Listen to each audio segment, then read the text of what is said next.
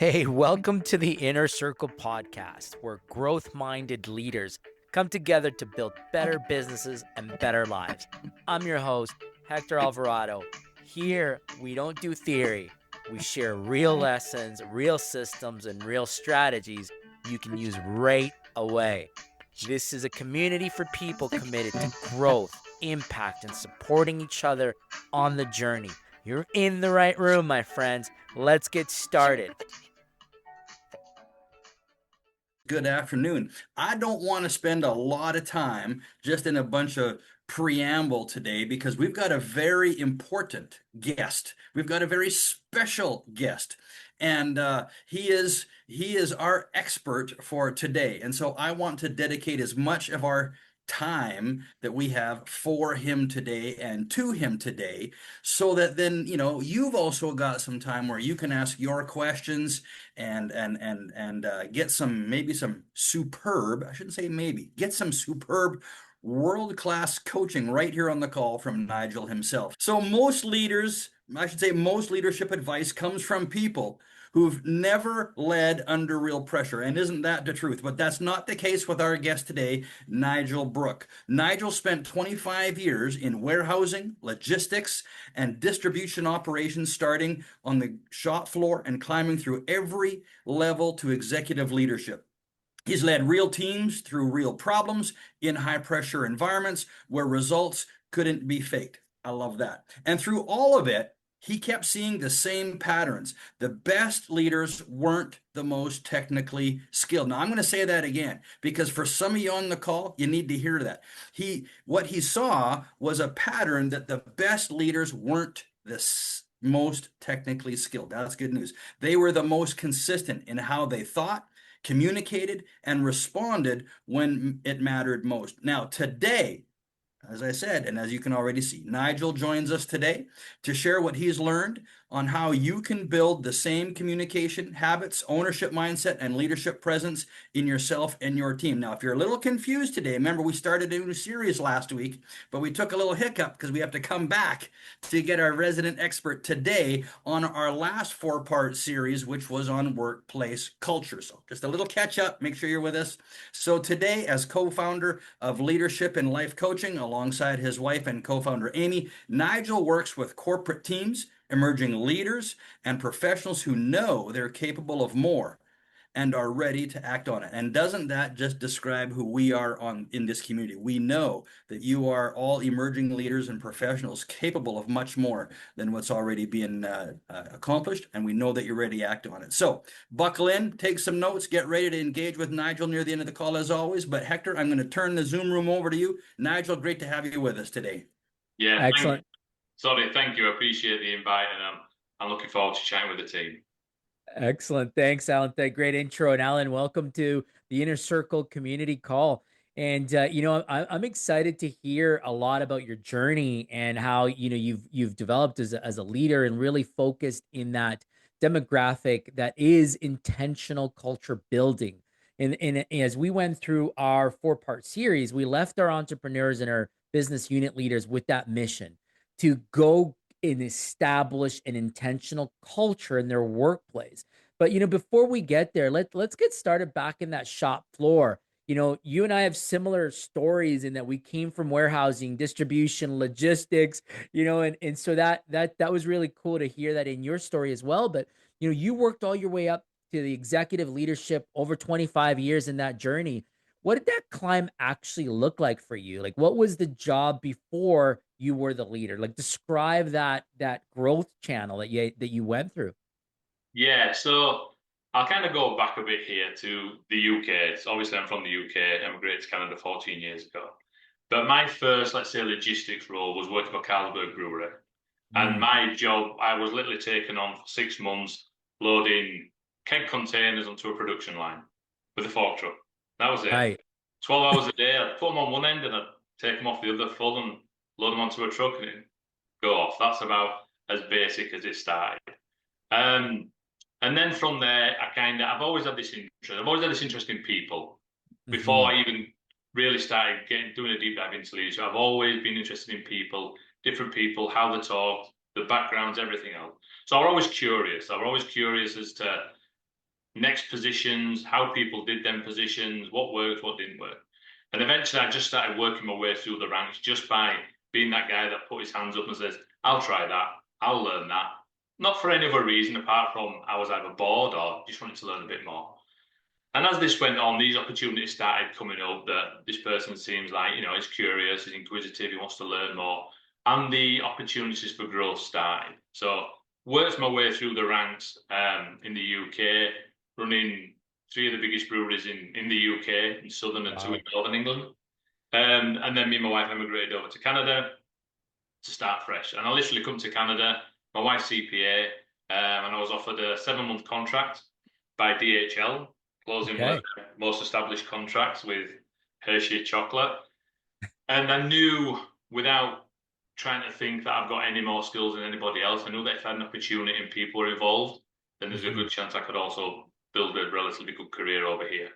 And then I went from there, I worked through DHL, DB Schenkers, opened and closed, non-performing, new RFPs, and then moved into the pharma world and opened 2 and controlled 5 distribution centers across Canada, and then went into telecommunication and opened distribution centers for Apple, where we did a lot of buyback and trading of devices up in Woodbridge, and then that was my last. That was the only part of the warehouse and distribution I'd not touched. I'd done the fast-moving consumer goods, I'd done pharma, I'd never done telecommunication.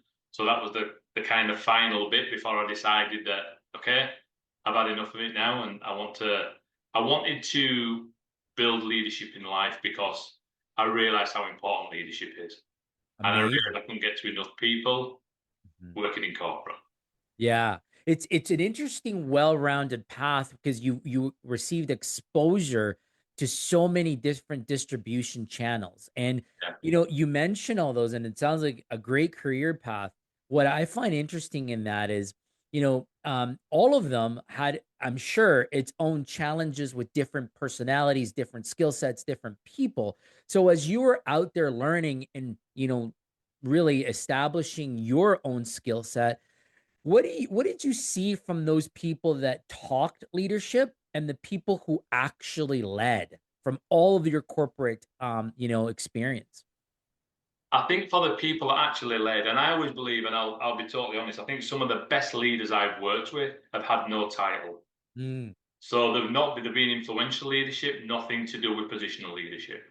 right. But the true leaders that I've certainly had the pleasure of working alongside, as opposed to the ones that pretending to be leaders, let's say, is that they're genuine, they're consistent, and they do what they do with a different mindset.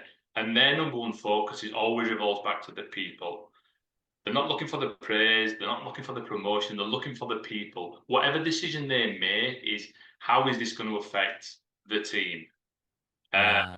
and they're willing, and I know you guys do an amazing job with the whole leadership, spreading the word, but the good leaders are willing to take. I always look at them as like an umbrella over the team. There's a lot that comes down from the seniors, the C-suites. They'll deflect that in order to protect the team because they know how important that team is. Um, so that's the kind of difference for me. I used to see this quite obviously when I'd be sent to new contracts of who was claiming to be the leader and who really was the leaders. Yeah, yeah, it's amazing you touch on that because it's bang on. It's leadership without titles, right? Like we always say that here at OBS in the inner circle is you don't need the title to be a leader. You need to have the drive, the passion, but most importantly, the alignment with what are the critical goals that the organization needs to achieve and that you will be part of helping that organization achieve or your team achieve them. 100%. Yeah, so I mean, it's interesting that you also have seen that you've noticed it, you've experienced it yourself. But what did it teach you for you as a leader as you became a leader in the corporate, sector? I think when I started in the corporate sector, I got slightly muddled with the skill set that I was going to need. So Hmm. certainly from where I was in distribution, it's are you a systems guy? Are you a process guy? Do you have all this? And yeah, I had all the foundations of that. But as I started my leadership journey, I quickly learned that But if I can become the leader that I want to be, then all these other things will just fall into place. Because I'm gonna give people the confidence and the knowledge to be able to support me in my role so I can support them. So as Yeah. I went into my roles, I just generally just focused on the people. As I went through the journey, instead of just focusing on what do I need, and it wasn't really imposter syndrome, but what do I need to be successful in this role? I just Hmm. kept sticking with the fact of if I can get the people on board and if I can empower the people and get the people to be the best they can be, the other sides of it, the systems, the processes, everything else, people are going to want to kind of morph into these roles, and that way we can build something that's going to be that's Yeah. pretty special. It is true. You name the core values, like, because if as you're describing the people and how they will be the right sort of plug-in, for me, it aligns with core values. If you think about this in actual application, you're doing interviews, you're on the floor, you're even disciplining, but it's always looking at how does this align with what we have built from a corporate objective, and that goes back to core value alignment. You Yes, know, exactly, 100%. Yeah. you've said that the best leaders weren't the most technically skilled, that they were the most consistent. Can you like unpack that? What do you mean by consistency? What does it actually mean to you day to day? Yeah, so leaders who are consistent with the message that they're delivering and just how they, from a self-awareness standpoint, how they approach each day. In the distribution world, we all know it's just a roller coaster. Great days, bad days, horrendous days. The leaders that certainly I adopted the mindset of is that we've got to be consistent. Hmm. Because the company, because the shop floor, because the DC is having a bad day, that's not for you to cascade that to your staff. Yes, there is corrective action, there's processes for that, but you Yes. cannot change your mood swings depending on the volume, SLAs, KPIs, anything like that. You have to be consistent, or I believe you have to be consistent on the message you're cascading down to your team. Whether it's a Yeah. win, it's praise. Whether it's not, it's how do we regroup and overcome the challenge. But you can't. I've seen too many managers and too many senior leaders fail because they let emotions get on top of them when things go wrong. And Mm, that cascades down to the team. And then they're going to spend the next however many days, weeks, months, years, if ever, trying to build that confidence again. So consistency yeah. to me is a leader coming in every day. There's going to be different challenges. Some are good, some are bad. But how you approach your team, how you respect your team, how you empower your team from a psychologically safe environment, that has to Right. stay the same no matter what. So essentially it's having a framework that allows you to be consistent and knowing what playbook tactics to use, right? We were talking about, the World Cup, as we were getting into the meeting, but if you think about, the playbook plays, something goes wrong, regardless if it's logistics, any business, you'll have something go wrong. It could be process, it could be people, it's going to happen. It's just eventually. So how do you adapt to going wrong and being consistent in your approach? I think, again, I always come back to my team. Usually within the team, when I were in the corporate world, we would have experts in certain fields. So Mhm. depending, so we have a system. Let's just say we lose a WMS, whatever it may Sure. be. So then we're either going to go back to wherever it's come from, or I would then get the team together, explain the situation. Don't leave everyone in limbo, drawing up their own Mhm. conclusions of what's happened. I would do a quick debrief of exactly what the situation is, and then I would have my thoughts, which I bring forward, like are we going to have to go manual? Are we going to have to start reaching out to carriers, customers, whatever it might be? But before I'd even pull a trigger on anything, I would throw it back to the experts because they're doing this job 8, 9, 10 hours a day. I may be out there mingling 1, 2 hours a day. So Yeah. when things like that happen, I was heavily involved with not going silo and thinking, right, I know what the answer is here because self-aware enough to not be ignorant to think I do. And it would be straight back out, go to the expert in the field, if it is IT, ask Mhm. for what their thoughts, have they seen this before, and then get the escalation plan in place. But not Sure. pull the trigger, not hit the panic button, sit down, have the conversations, pull in the right experts. Yeah. And in the way you've described it, in that methodology, also besides being consistent as is in the approach, you start to sense a level of trust that is built in with that consistency, that consistent message, the consistent approach, theories, the deliverables. So, from a, you know, leader's perspective, how different is it when you have that trust as a leader, when you're that, like, from when you're able to build it to those that can't connect, and instead just they're leaders that people tolerate, but they're not leaders people trust. Have you seen that sort of dynamic out there?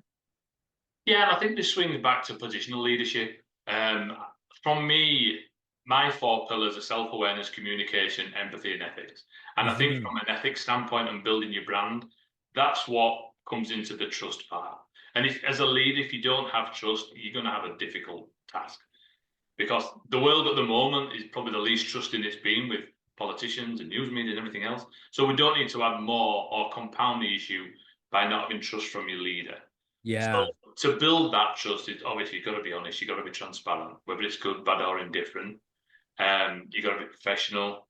You've got Yes. to also make sure that people have confidence in you, whether it be failings. I go back to psychological safety. People have to be confident to know that if they fail, if they make a mistake, if they don't know what to do, they feel comfortable enough to come up to you. The ones that don't have the trust, I find they usually end up being quite lonely leaders because Hmm. what happens is everything goes behind closed doors on the shop Yeah. floor.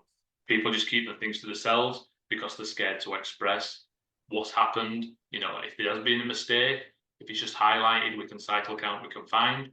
If it's not, then we have a whole bigger issue that's halfway around the world. So Yeah, it's interesting, right? Because you're right. What happens is silos is start to surface when people can't trust leaders, and it starts to create division. So therefore, it becomes a very chaotic workplace where people aren't sure about the right messaging, and then they start working on what they believe are priorities versus true priorities. And so it's tough. But how can a leader today establish trust? Because they're playing that fine line. I hear this from business owners all the time. They're like, is too much information a good thing, a bad thing? Should I tell them the good and bad and the ugly? Like, what is your approach to being truthful and transparent?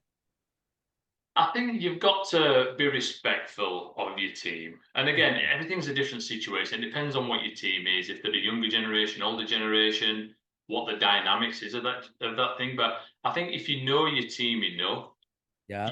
you can be professional enough to give out. You should be able to judge what the right information is. You don't need to go into the warts and alls of everything that's happened. If you don't think, hey, that's going to benefit how they perform, or it's going to strike fear into how they perform, then you Yeah. make that judgment that, you know, I'm not going to share that with you because I don't think that's going to benefit with you. But I think the transparency is key. Um, and I'm actually I was doing a chat the other week about pre-shift Oh and yeah. how important pre-shift is to fit, or the perfect pre-shift is the 15 minutes that shapes your day. And that's a perfect point of being as transparent as you can to give your team as much information as you can that's going to benefit them and benefit operations.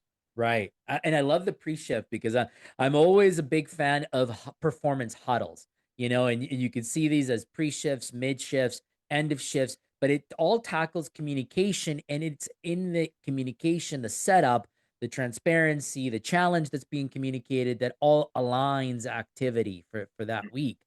But what is one of the biggest or critical mistakes that you see in leaders today as it comes to communication and being transparent? What's a big constant mistake you see?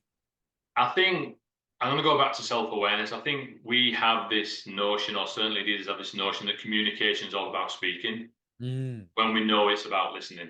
And I think that's where a lot of leaders make the mistake. They think yes. I'm a good communicator, I speak clearly, I can string a sentence together, so I'm a good communicator. And the bit we always seem to miss is, are you a good listener? And Hmm. an old person says to me a lot of years ago, we have two ears and one mouth for a reason, so we should listen twice as much. And I've always believed in that. We don't gain nothing, we don't learn nothing from speaking, but we learn everything from listening.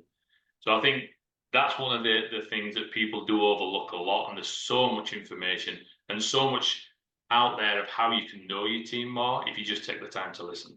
Yeah, and listening is so critical for building those intentional components Mhm. because you can actually start to surface true issues when you just close your mouth and let people speak, right? You don't have to assume you know all the answers. Let your let your people who are actually doing the work talk about the issues, surface them, and then let them go to work to fix them.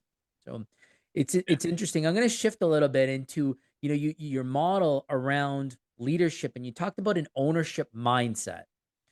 So let's define ownership for someone who isn't an owner in a business, someone who's just a business unit leader, but that they have that responsibility. How would you describe that for the group? I think ownership is obviously you have the full control over everything, and everything, as far as how I look at ownership, is I have the top tier of everything that's going to happen, but Hmm. how as a team can we build what we're trying to build here? So I don't mind being up here and you know having my neck on the line for everything that happens with ownership, especially in a business standpoint, because the book's going to stop with you. But I also appreciate that I'm not smart enough. I don't have all the answers to be able to do it on my own. Yeah. And so there's like a very clear distinction between ownership and accountability in Mhm. this case. And so it's important that, like that we hear that from your perspective, because people might think, "Hey, well, I'm accountable, so that means that I'm providing ownership to my task." But there is a distinction. Can you tell us what that is?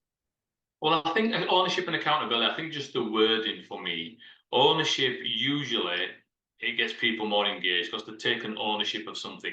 Accountability feels like you're in trouble if it goes wrong. You are accountable for what's going to happen here. Right. So for me, when somebody's used to turn around and say, I've taken ownership of something, that to me means on their own steam, they're passionate about doing it. If someone Hmm. says to me, I'm accountable for it, it's usually saying, I'm kind of to blame if all goes wrong for it because it's I'm accountable. So that's how I kind of define ownership and accountability. At the end of the day, the kind of main purpose of you have the overall kind of range of making sure it's carried out, but Yes. there's two slightly different definitions. Yeah, absolutely. And one of the things that we teach our entrepreneurs and business unit leaders is to establish an accountability chart so that you understand who is accountable for the output. Yeah, That is communicated and is understood in the organization. But when you talk about the ownership piece, I believe that that's a skill.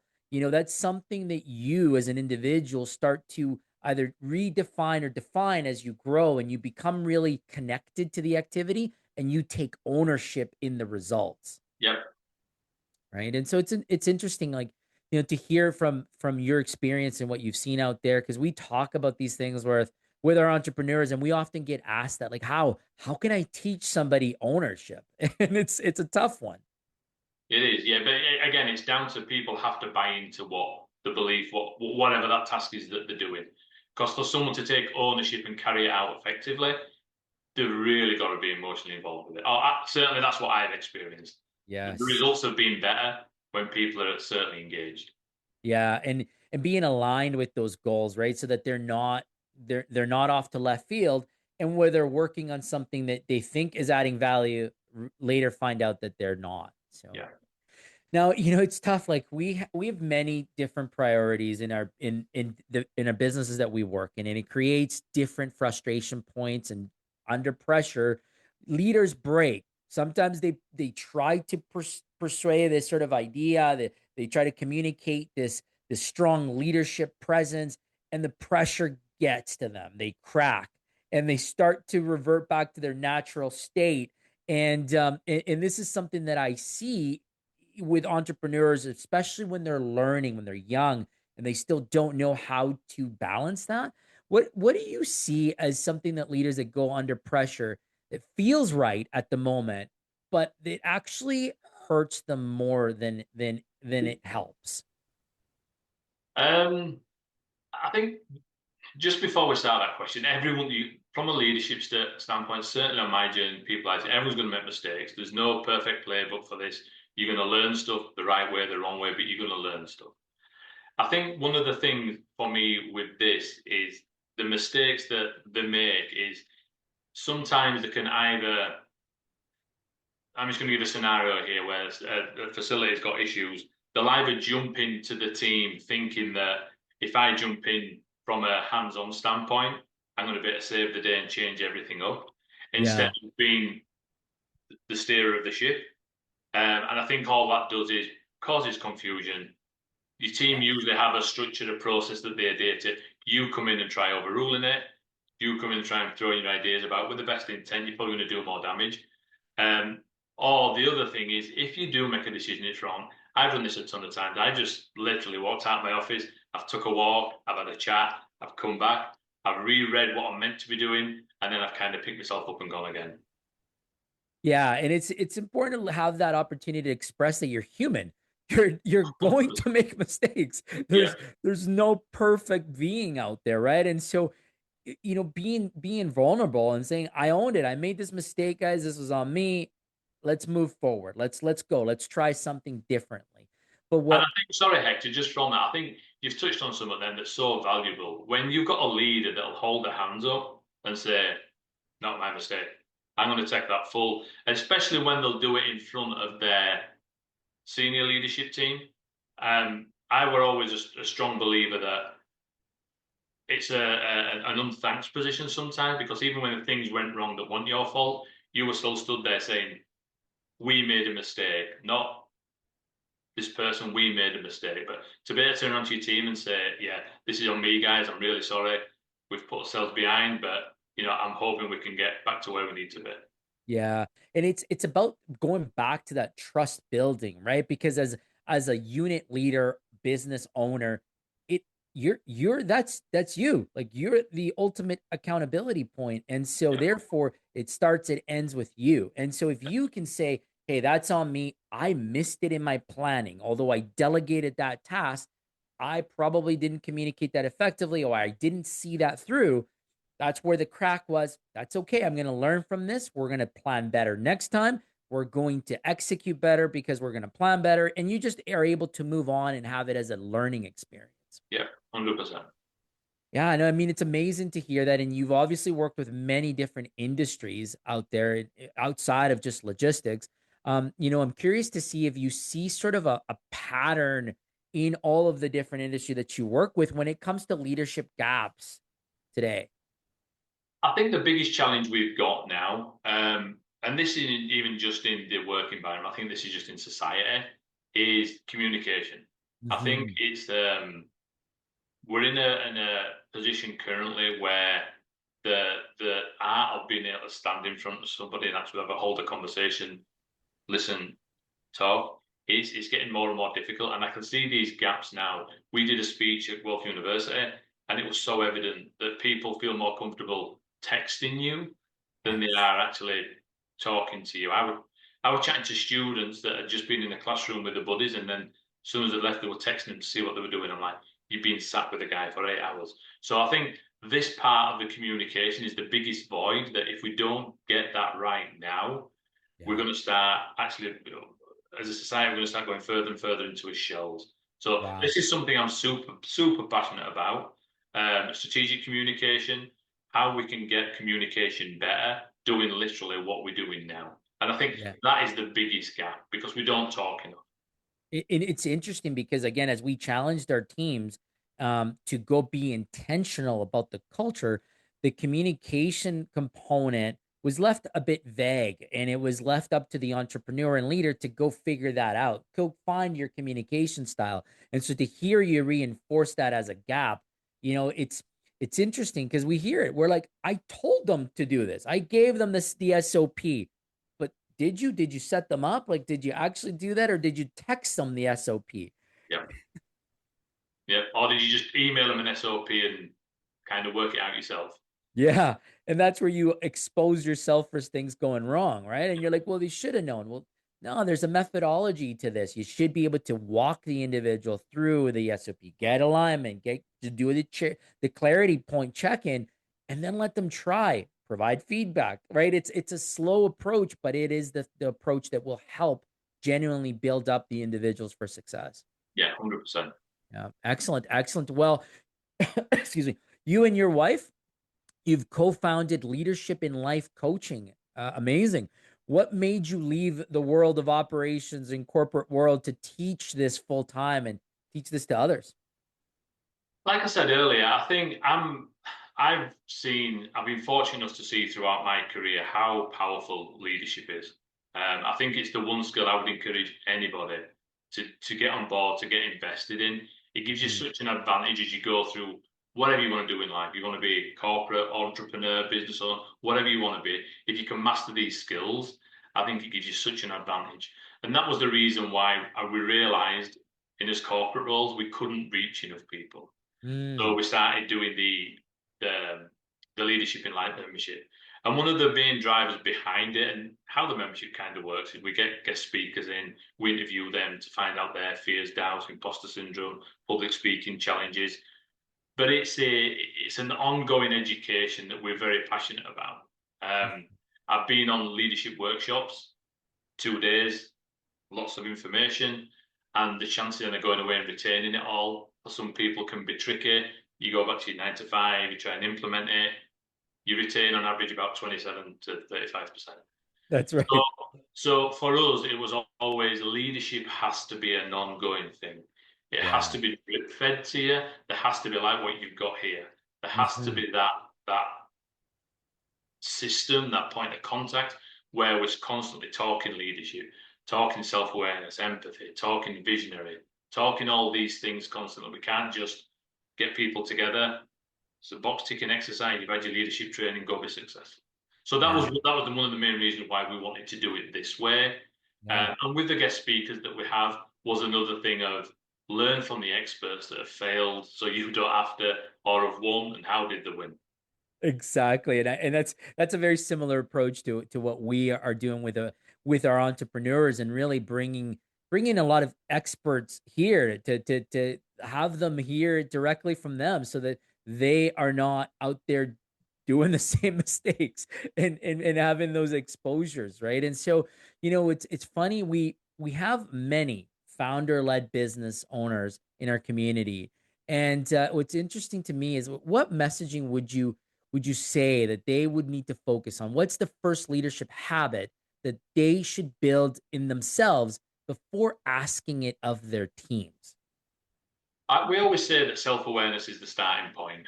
I think you need to know Okay. your own strengths, your own weaknesses, the areas that you need to work on, the areas that you're interested in working on, before you can then start building the team or cascading that information to a team. Um, Hmm.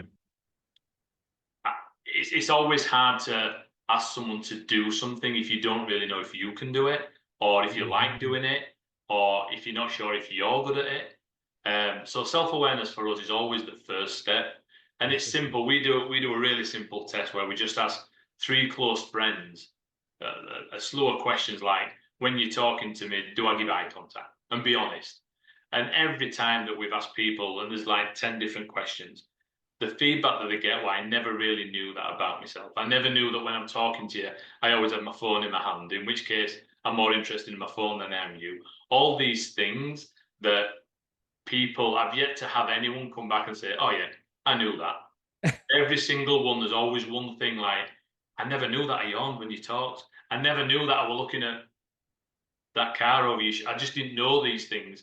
And we don't until we self assess. And people Yes. say to us, Nigel, just an FYI, you never really look at me when you're chatting, or you're too busy looking at it, So for us, it's self awareness is the first thing because that's the foundation of right. I know me. If I don't know Absolutely. me, how can I start building people? Yes, yeah, I love it. It's and we referred to that as having those self on the mirror moments, and being honest with yourself, right? And sort of checking 100%. yourself. And then we say that empathy is just self awareness turned inside out.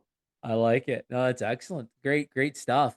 And I'm excited to think about sort of the people that are listening in. Again, we always talk about, besides the owners in the room, the second line leaders, those individuals that are being tasked with supervising, managing, leading others out there, what would be the first thing that you'd want a first time second line leader to focus on? What would set them up for success?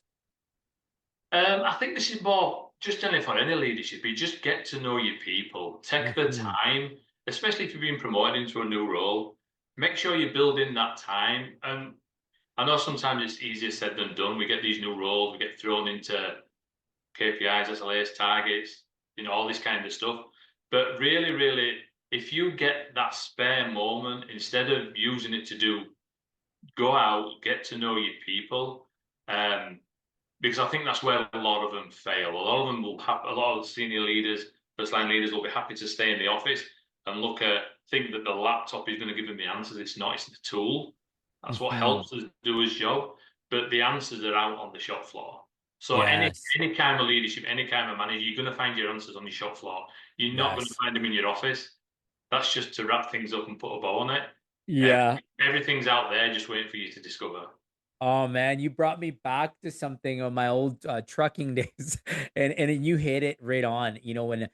Whenever I was tasked with finding a solution to a problem, I did not hesitate to jump in the truck with the drivers and actually do the ride alongs and Yeah. experience the live off, and highway driving. I didn't mind jumping into the truck in the middle of the night, departing, from the northern Alberta route, going to Edmonton and back to northern Alberta all night long in the truck with the drivers. But it was because of what you just talked about. Is get to know your people, get to understand what their life is like, what are the challenges they're facing, because they'll also have the potential solutions to the issues that you're trying to solve as a leader. Mm. And for that there, Hector, another simple thing that I've always done is when you get introduced to a new team, if you've got a new role, always try and learn them individuals' names. Go Yes. out of your way to try and learn the names. I'm terrible with names, Yeah. but I always used to try and learn a name and try and remember something because it makes such a difference on the morning of saying "Good morning, Hector." And if you can learn a little bit, like how was your weekend? Did you go skiing with your kids, like you said? That's a different conversation than "Good morning, Hector."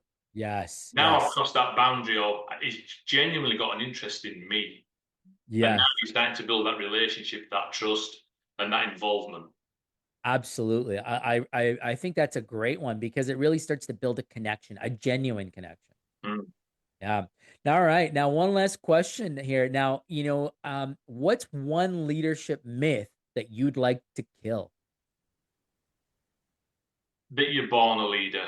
I think Oh, I think yes. people turn around and say you're born a leader. I don't believe anybody's born a leader. I think people throughout the childhood um, develop skills from the parents that maybe more, they might be more social, they might be more Mhm. structured, they might be more empathetic.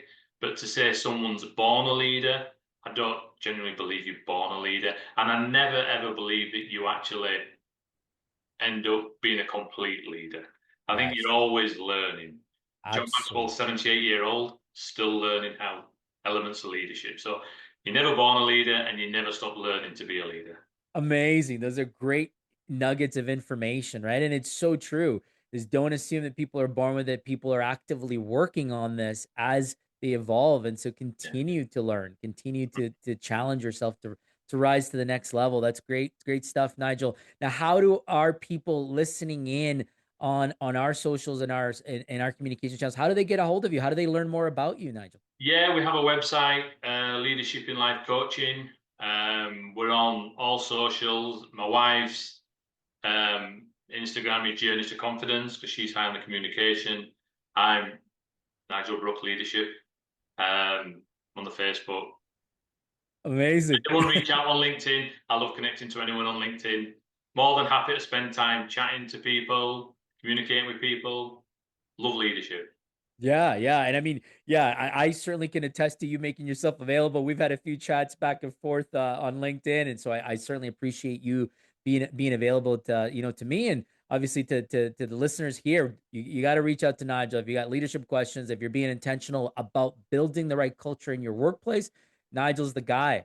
He's certainly been doing it for over 25 years. He's got lots of experience in this specific niche framework. And so I encourage all of you to reach out to Nigel. That's a wrap for today's episode of The Inner Circle.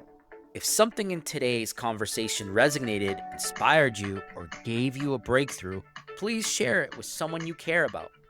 The right idea at the right time can change someone's business and their life.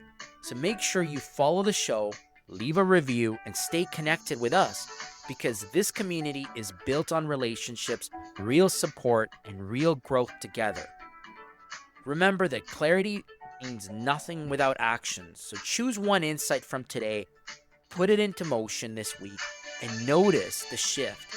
Thank you for being part of this journey, for showing up for your growth, and for being part of the Inner Circle community.